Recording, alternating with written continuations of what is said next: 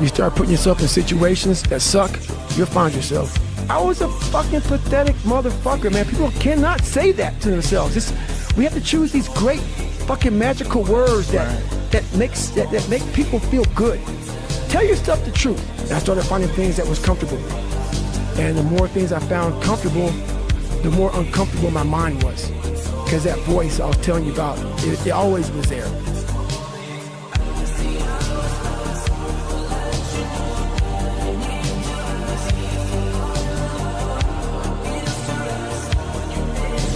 The ranger instructor shouted out, "I want to bury you motherfuckers." So I saw that my squad needed some extra motivation.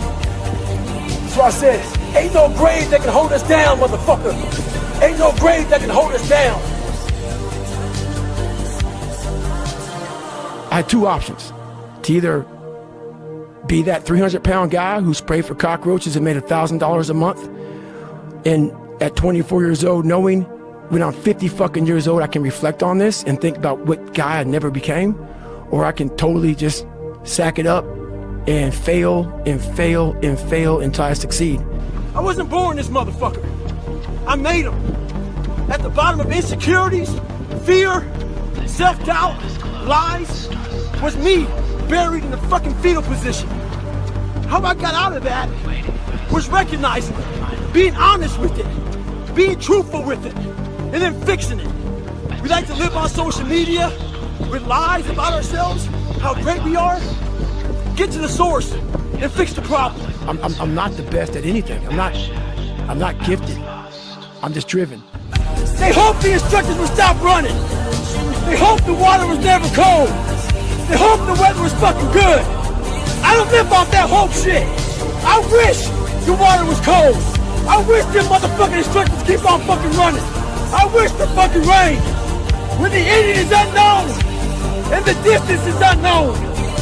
It was Saturday and everybody complained about they tired. If you don't want, go back to Dagestan and stay with your mom. She's gonna give you every day good breakfast. You don't do nothing. Stay there. But if you come here, don't complain. You wanna become best. You wanna become champion. And now you wanna say like you tired? Who cares? You tired or not? Nobody cares about you. You wanna become world champion. You wanna call yourself world champion. Who cares who's gonna be your opponent? Bring King Kong. If he can make 155, I'm gonna fight with him. If you're gonna watch fight, you just watch fight. They walk out inside the cage, they fight and they leave. You don't know what happened behind the scenes. This is not your business. Nobody cares about this. Yeah. He was tired, he had personal problem, family. Nobody cares. You don't know. Like, you just see how he fight and he go. Yeah. And for this one, you have to train so hard. If you don't want, tell us. Go back to Dagestan. Nobody gonna ask about yourself. Without you or with. Nobody cares. So with that being said, we're on episode number 25, the MK, Maki and Kane podcast. We're going to be talking about some gyms that you can utilize to basically measure up with your grind. And also we're going to be reacting to Myron's live coverage of the Diddy trial. He was actually in the courthouse today. But before we do that, we're going to get Kane's live reaction, if he turns on his motherfucking camera, to the brand new song that I just dropped. But before we do that, Kane was good. You already know what it is, man. We are back here to serve some more game on the ground for them hungry hounds who just got the pound and are ready for the next round. Y'all can see them in a different environment, but who cares if that's what you're worried about, then you're a homosexual. So with that being said, make sure y'all grab your snacks, y'all drinks, y'all weed, whatever the case may be, because we finna jump right into this episode, man.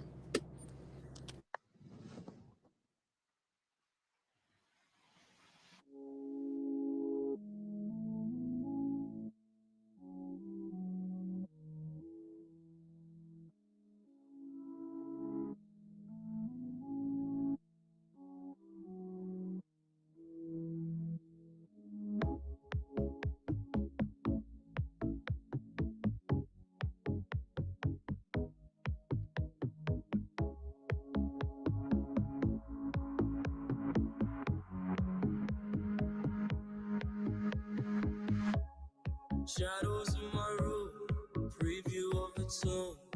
Hollow is the tomb. Wanna fuck on the moon. Oh my all thing, I cannot sleep. I'll try how to save a life on my own. Stay a little longer, fuck a little harder, talk a little louder, love me for an hour. Stay a little longer, fuck a little harder, yeah. Talk a little louder, love me for an hour.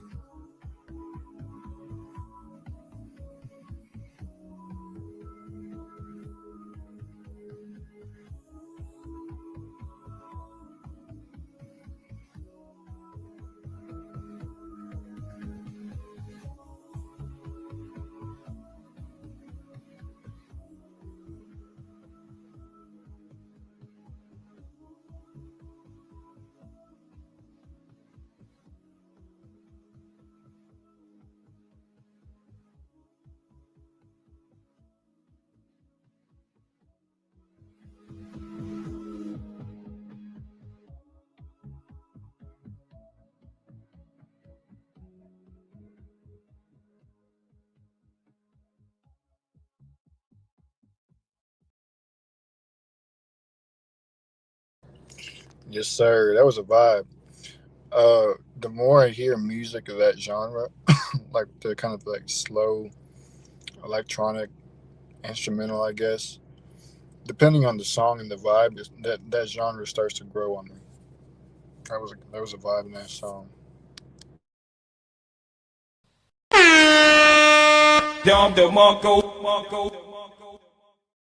So with that being said, we're going to be checking out former Fed Mr. Myron. He's going to be talking about, it's just like the Bible when I go to content sometimes. I just go to random spots and we're going to see what he's talking about pertaining to the Diddy trial, and you're going to get our reaction to what's going on. So with that being said, here it goes. Shout out to Myron. That's the homie. Let's get it. Shout out to Rumble. Free speech. I could explain why she got rid of each one. That's when I knew. I was like, oh man, this is going to be tough. The leader USA is very good. Very, very good. She knew they were going to do that shit, bro. She knew that they were going to try that, and she already had the reasons why she got rid of all of them. Anyway, then they went on a trip to Jamaica. He gave her a black eye over there. They showed a photo in the courtroom of her with sunglasses, but you can see the black eye behind her sunglasses. She was in Kingston, Jamaica, partying with them. September 18, 2018, she was recovering from the black eye and bruising from a beating she took in Vegas. She got beat up in the bathroom when she tried to run away. She said that D-Rock saw the beating, saw her getting beat up and stopped it. When he saw her, he teared up. As you guys know, D-Rock was one of Diddy's longtime security guards, and he witnessed the beating, and he teared up when he saw that. She said that she had black eyes, golf ball knots, bruises all over the place. This is when she got beat in Vegas on or about September 18, 2013. Or no, she had a photo that she took. She took a photo September 28. On September 18, 2013, she took a photo of herself after the beating, so it happened days before. But on September 14, 2018,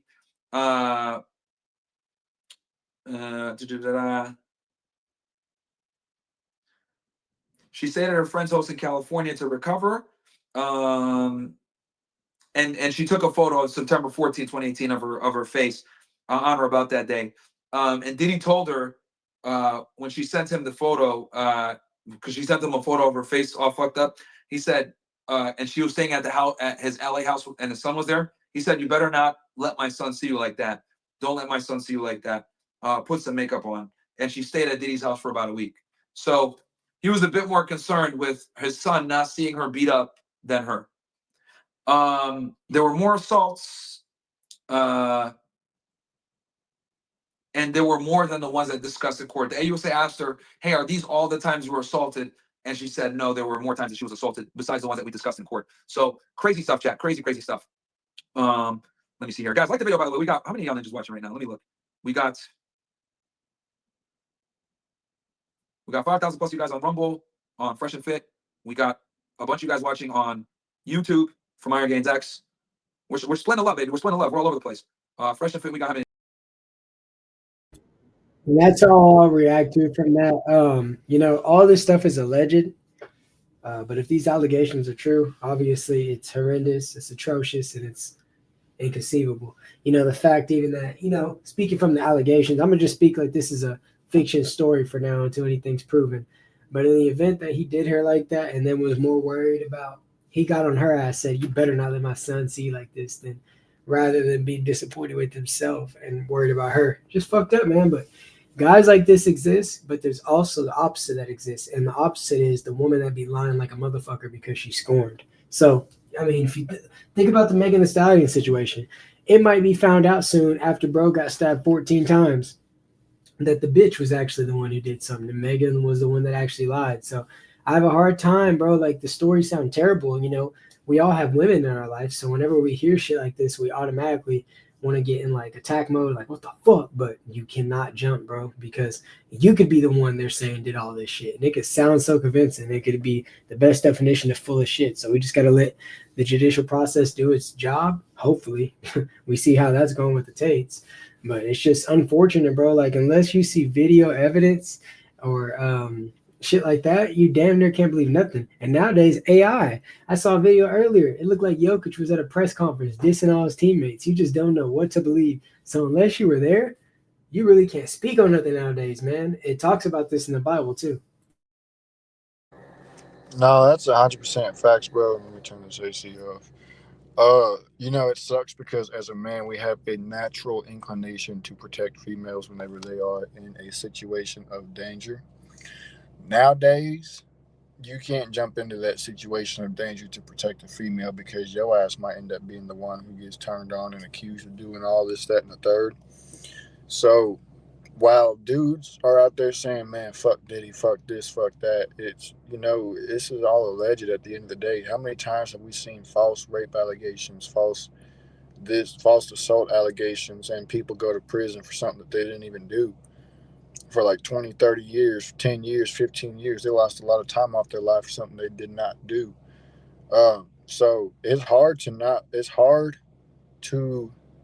not believe it because our natural inclination is to protect females as a man. And it sucks because it's part of our nature, but you can't do that shit no more. So you got to sit back and watch it all play out. And at the end of the day, if it turns out that he did do that shit, fuck Diddy. But if it turns out that he didn't do that shit, then fuck Cassie. The only thing that will tell is time.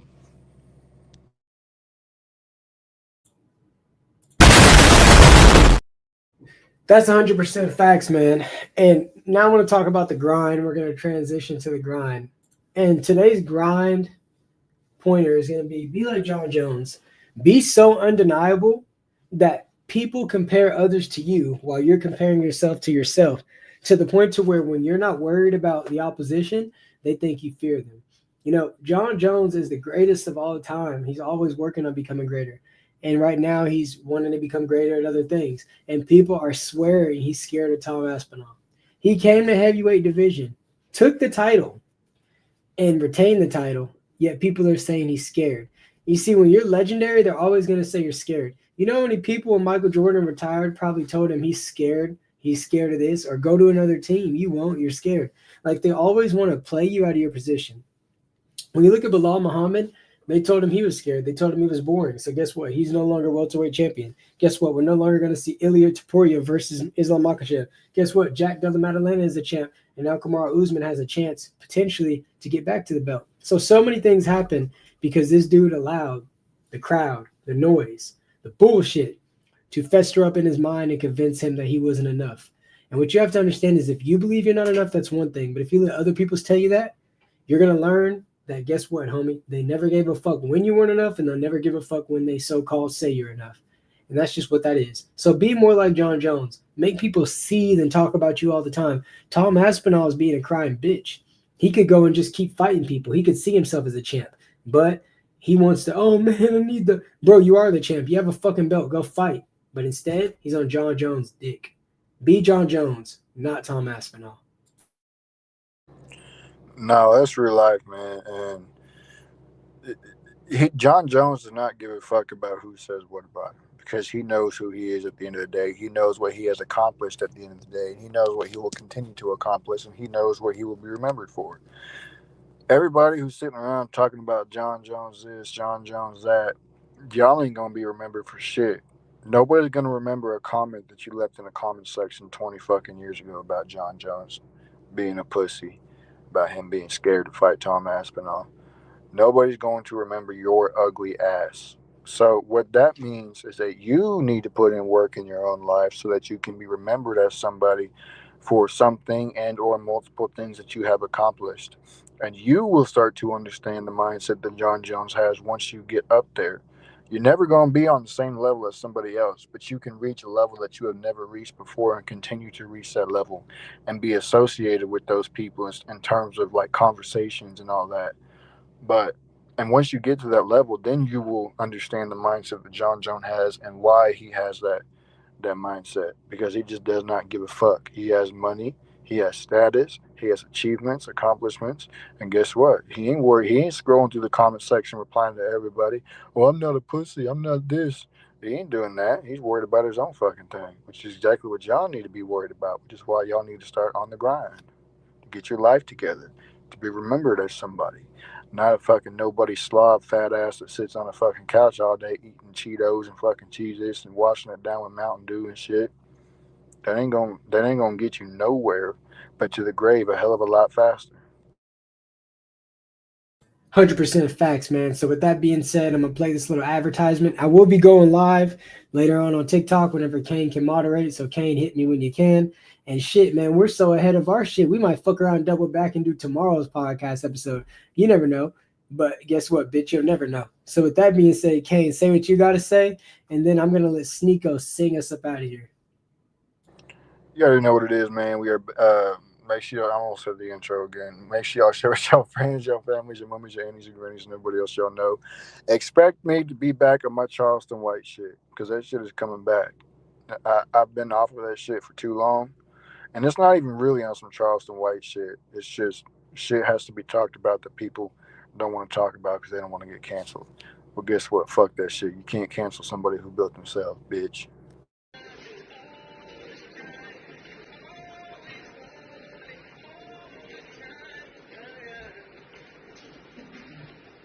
And yeah, I see all the lights, and damn, she fine. She want all the time, want all my time. Goodbye,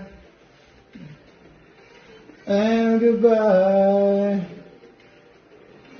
and goodbye, and good night. All right. No, that's good shit. It sounds better on the audio.